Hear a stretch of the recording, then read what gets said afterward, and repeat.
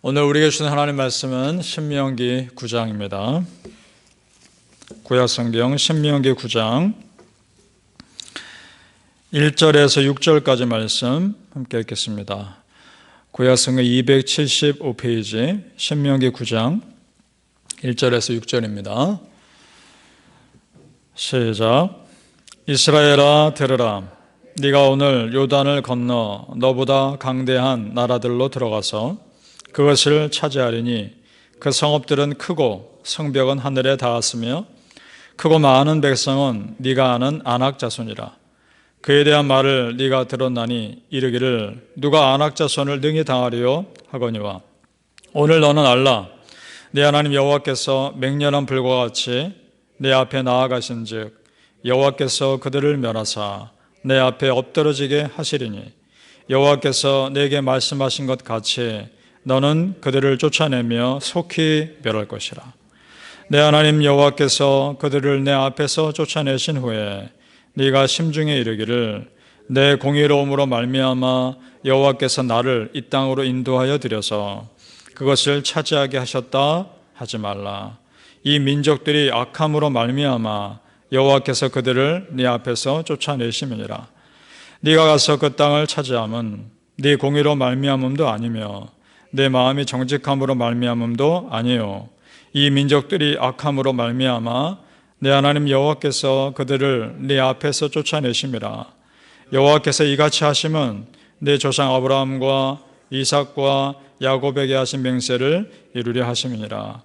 그러므로 네가 알 것은 네 하나님 여호와께서 내게 이 아름다운 땅을 기업으로 주신 것이 내 공의로 말미암음이 아니니라. 너는 목이 곧은 백성이니라. 아멘.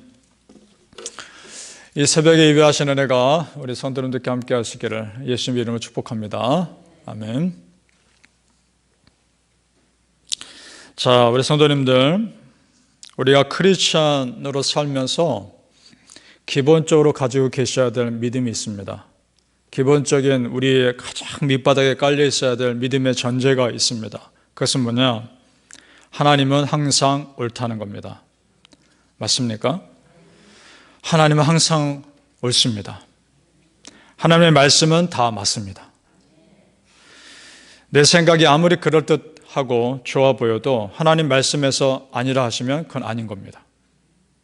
내 생각이 아무리 그럴듯해 보여도 말씀에서 노 하시면 그건 노인 것이고, 내 생각에 틀린 것 같아도 하나님 말씀이 맞다 하시면 맞는 겁니다.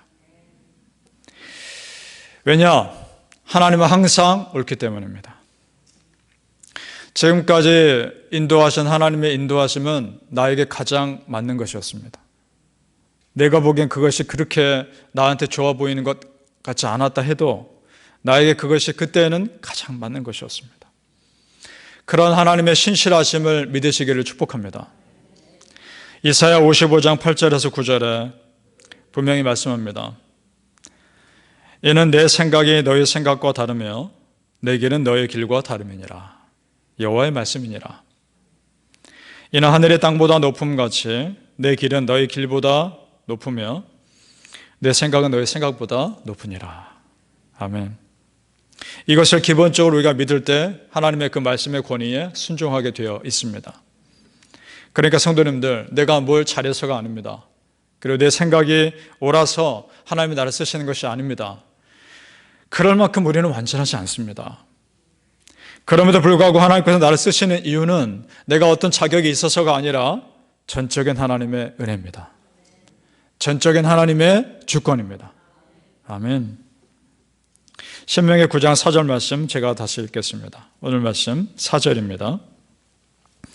네 하나님 여호와께서 그들을 네 앞에서 쫓아내신 후에 네가 심중에 이르기를 내 공의로움으로 말미암아 여호와께서 나를 이 땅으로 인도하여 들여서 그것을 차지하게 하셨다 하지 말라. 이 민족들이 악함으로 말미암아 여호와께서 그들을 네 앞에서 쫓아내심이니라. 아멘. 이스라엘 백성들이 착각하고 있을 것은 하나님은 너무나 잘 아셨습니다. 가나안 땅에 들어간 것이 자신들의 공의로움이라 착각할 것을 너무나 잘 아셨고, 그래서 말씀하십니다. 그게 아니다. 너희들이 대단해서가 아니라 저 가나안 사람들이 워낙 악하기 때문에 너희를 심판의 도구로 쓸 뿐이다.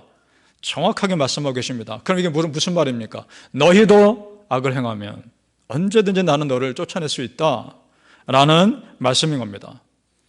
여러분, 우리는 다 어느 정도 악합니다. 그것이 겉으로 많이 드러나느냐 적게 드러나느냐의 차이일 뿐이지 우리는 다 완전하지 않습니다. 따라서 우리가 지금 그 악함에도 불구하고 이 믿음의 자리에 있다는 것 자체가 은혜입니다. 우리 이런 생각할 수 있습니다. 내가 보기에 참 부족해 보이는 어떤 사람이 하나님께 쓰임받는 것을 볼 때가 있는데 그걸 우리는 쉽게 말할 수 없습니다. 왜냐? 하나님께서 그 사람에게 특별한 은혜를 부어주시는 것일 수 있기 때문입니다. 그 사람의 부족함에도 불구하고. 또는 내가 알지 못하는 하나님과 그 사람만의 영적 비밀이 있을 수 있는 겁니다. 쉽게 말할 수 없는 겁니다. 믿음의 조상들도 마찬가지 아닙니까? 야곱 얼마나 부족한 게 많습니까? 아버지와 형을 속이고 삼촌과도 문제가 있고 속이는 자 빼앗는 자로 살았던 사람 아닙니까? 그리고 그 아들 요셉은 어떻습니까? 아버지 밑에 있을 때 자기는 편하게 채색옷 입고 살면서 밖에서 고생하고 있는 형들 부족한 거 다 아버지 앞에 일러 바치지 않습니까? 그런 사람이었단 말이죠. 베드로 혈기가 많고 예수님 3번이나 부인한 사람 아닙니까? 그렇게 우리가 알고 있는 훌륭한 믿음의 사람이라고 하는 그 사람들도 하나같이 부족했습니다. 여러분, 우리도 마찬가지입니다. 우리가 다 하나님 앞에 내세울 것 정말 아무것도 없습니다. 하나님의 은혜 아니면 우리는 살 수 없는 사람들인 줄로 믿습니다. 이스라엘 백성들에 대한 하나님의 평가는 아주 냉정했습니다. 6절 말씀 보시죠. 같이 읽어볼까요? 6절 시작.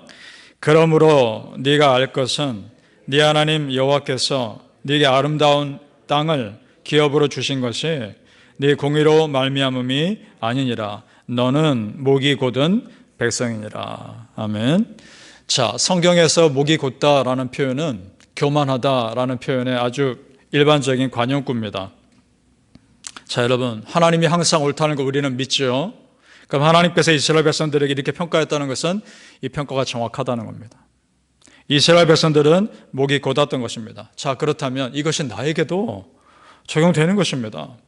하나님께서 나에게 무슨 평가를 하시든 그것이 내 생각과 달라도 그것이 정확한 것입니다.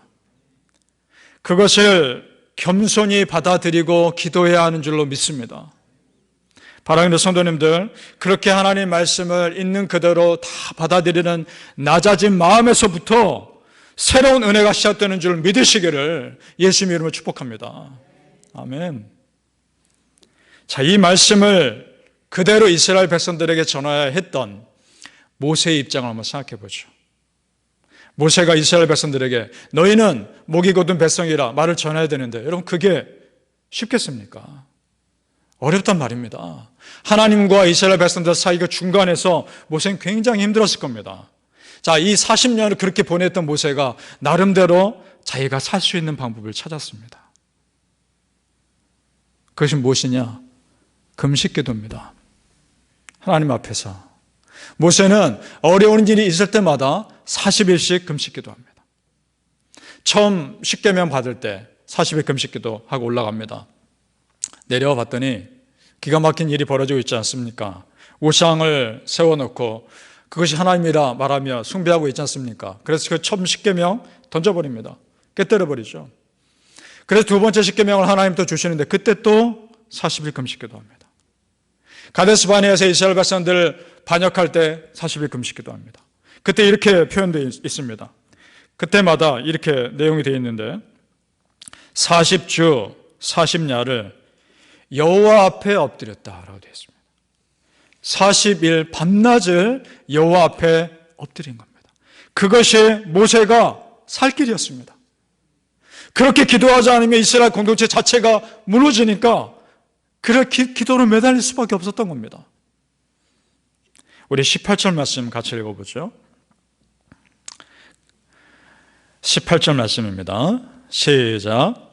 그리고 내가 전과 같이 40주 40야를 여호와 앞에 엎드려서 떡도 먹지 아니하고 물도 마시지 아니하였으니 이는 너희가 여호와의 목전에 악을 행하여 그를 경노하게 하여 크게 죄를 지었습니다. 아멘. 물도 마시지 않고 아무것도 먹지 않고 하나님 앞에 간절히 매달립니다. 모세가 십계명을 받는 동안에 이스라엘 백성들이 우상을 섬겼다. 여러분 이것이 한번 잘 생각해 보세요. 기가 막힌 일인 겁니다. 십계명의 처음 1, 2계명이 뭡니까? 너는 나 외에는 다른 신을 내게 두지 말라. 두 번째는 우상 만들지 말라. 섬기지도 말라. 그거 아닙니까? 그 십계명을 모세가 하나님께 받고 있는 그 상황, 그 시간에 이스라엘 백성들이 이미 그 처음 2계명 어기고 있는 겁니다. 이미 말씀 받기도 전에. 기가 막힌 일 아닙니까? 기도하지 않고는 해결할 방법이 없고 기도 외에는 그 공동체를 살릴 방법이 도저히 없기에 하나님께 기도로 매달립니다. 여러분 생각해 보죠. 이스라엘 백성들이 성경에 기록된 것만 해도 이렇게 문제가 많은데 그럼 기록되지 않은 것까지 다 합치면 무슨 일이 없었겠습니까? 모세가 40년 동안 그 모든 것들을 다 감당하며 그렇게 견디고 버틸 수 있었던 이유, 섬길 수 있었던 이유는 이 40일간의 금식기도, 기도해 주는 힘이 그를 그렇게 버틸 수 있게 하는 건 줄로 믿습니다. 여러분, 기도밖에 없습니다. 정말 기도밖에 없습니다. 여러분 삶에 어떤 어려움이 있든지 오직 기도로 이겨내시기를 축복합니다. 그것이 사람의 힘이 아니라 하나님의 힘으로 이기는 것인 줄로 믿습니다. 지난 시간에 금식기도가 왜 소중한 기도인지 잠깐 말씀드렸죠. 사람이 먹는 욕구는 가장 원초적이고 가장 강력한 욕구입니다. 그거를 내가 절제하고 끊는다는 얘기는 내 인간의 욕심을 끊습니다. 하나님의 은혜에 전적으로 매달립니다는 강력한 믿음의 선포입니다. 그래서 금식기도야말로 강력한 기도인 것이고 가장 효과적인 기도인 것입니다. 여러분 한번 해보시길 바랍니다. 내 힘으로 도무지 해결되지 않은 문제가 있다면 금식기도 해보시기를 권면합니다. 예수님도 금식기도 하셨습니다. 다음 주 월요일부터 우리 40일 금식기도 시작합니다. 한번 하나님께서 40일 금식기도 했을 때 우리 교회와 여러분의 가정 어떻게 바꿀지 기대하십시오. 반드시 역사하실 겁니다.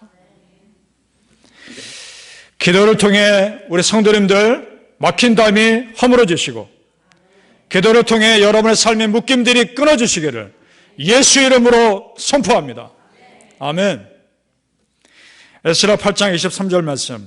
그러므로 우리가 이를 위하여 금식하며 우리 하나님께 간구하였더니 그의 응낙하심을 입었느니라. 아멘. 바라기는 성도님들, 여호와 하나님께 전적으로 매달리며 금식 기도하는 여러분의 기도 위에 하나님의 반드시 응답해 주시는 은혜가 임하시길 예수님 이름으로 축복합니다. 아멘. 기도하겠습니다. 아버지 하나님, 은혜를 감사합니다. 기도할 수밖에 없다는 것이 너무나 안타깝고 간절한 것이 아니라 오히려 우리에게는 축복이 되는 줄로 믿습니다. 기도할 수밖에 없다는 것이 우리에게는 강력한 은혜가 되는 줄로 믿습니다. 금식 기도를 시작하겠습니다. 아버지 하나님, 이것이 우리의 막힌 담을 허물게 하여 주옵소서. 이것이 우리의 묶인 것들을 끊는 역사가 있게 하여 주옵소서. 금식 기도 가운데 놀라운 역사를 이루었던 수많은 믿음의 조상들처럼 우리가 이제 그 영적인 승리의 길을 걸어가게 하여 주시옵소서. 감사하며 예수님 이름으로 기도합니다. 아멘.